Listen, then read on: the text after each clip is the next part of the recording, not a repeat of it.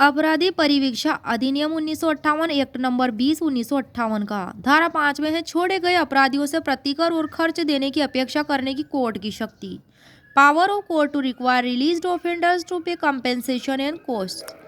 उपधारा 1 में क्या है कि धारा 3 या धारा 4 के अधीन अपराधी को छोड़ने का निर्देश देने वाला कोर्ट ठीक समझता है तो उसी समय तक अतिरिक्त आदेश कर सकेगा एक्स्ट्रा ऑर्डर, जिसमें उसे निम्नलिखित संदत करने के लिए निर्दिष्ट किया जाएगा। क में है अपराध के किए जाने से किसी व्यक्ति की हुई हानि या क्षति के लिए इतना प्रतिकर कंपेंसेशन जितना कोर्ट युक्त समझता अप्रोप्रिएट वह, और ख में है कार्यवाहियों के इतने खर्चे जितने कोर्ट युक्त समझता है। उपधारा 2 में है कि उपधारा 1 के अधीन संदत किए जाने के लिए आदेश जो है रकम संहिता की धारा 386 और 387 386 और 387 के उपबंधों के अनुसार जुर्माने के रूप में वसूल की जा सकेगी। उपधारा 1 के अकॉर्डिंग संदत किए जाने के लिए जो रकम है वह, तो जो ये धारा 386 और 387 है, जो ये पूर्व में प्रचलित जो CRPC थी 1898 की 1898 की, उसकी धारा है 386 और 387 जो जुर्माने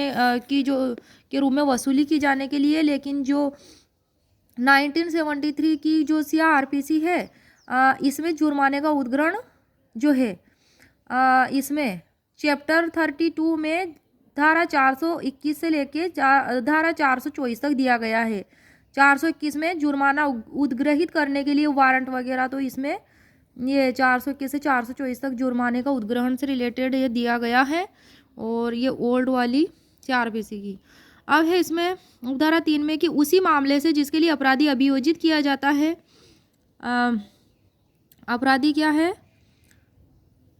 अभियोजित प्रोसिक्यूट किया जाता है, तो उससे पैदा होने वाले किसी वाद का विचारण करने वाला सिविल कोर्ट नुकसानी दिलाने में उस रकम को संगणना में लेगा जो उपधारा 1 के अधीन कंपेंसेशन के रूप में संदत या वसूल की गई हो। आ जाते हैं धारा 6 पर। 21 वर्ष से कम आयु वाले अपराधियों के कारावास पर निर्बंधन, restriction on imprisonment of offenders under 21 years of age. तो अब इसमें है क्या कि उपधारा 1 कहती है धारा 6 की कि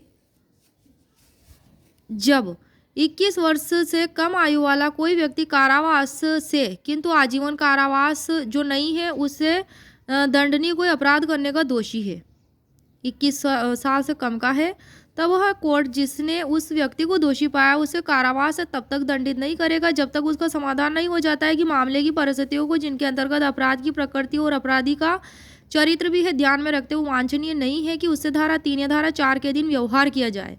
और यदि कोर्ट अपराधी को कारावास का कोई दंड देता है तो ऐसा करने के अपने कारणों को भी अभिलिखित करेगा कि ऐसा क्यों हुआ। उपधारा 2 में है कि अपना समाधान करने के प्रयोजन के लिए कि क्या उपधारा 1 में निर्दिष्ट किसी अपराधी से धारा 3 या धारा 4 के अधीन व्यवहार करना वांछनीय नहीं होगा, और न्यायालय जो है परिवीक्षा अधिकारी से रिपोर्ट मांगेगा। किससे मांगेगा? परिवीक्षा अधिकारी से रिपोर्ट मांगेगा कोर्ट, और रिपोर्ट पर यदि कोई हो अपराधी के चरित्र और शारीरिक तथा मानसिक दशा से संबंध उसे प्राप्त किसी अन्य जानकारी पर विचार करेगा। इससे रिलेटेड जो केस है सुदेश कुमार बनाम उत्तराखंड राज्य 2008, इसमें है कि विधानों का निर्वचन दोनों लाभकारी विधान है परंतु उद्देश्य भिन्न भिन्न है। कोर्ट किसी विधान की धारा का अर्थान्वयन किसी अन्य विधान के संदर्भ में नहीं करेगा जब तक कि पश्चातवर्ती पूर्ववर्ती के सम विषयक नहीं है।